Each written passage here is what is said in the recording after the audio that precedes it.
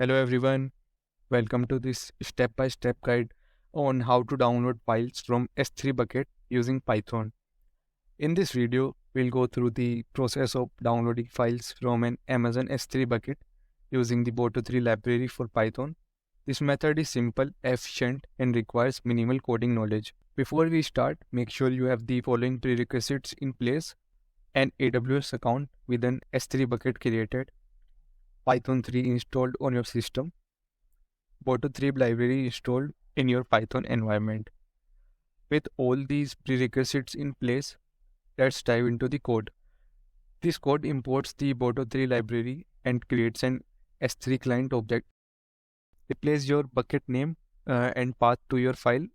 Finally, specify the name of the file to be downloaded locally in the local file name argument.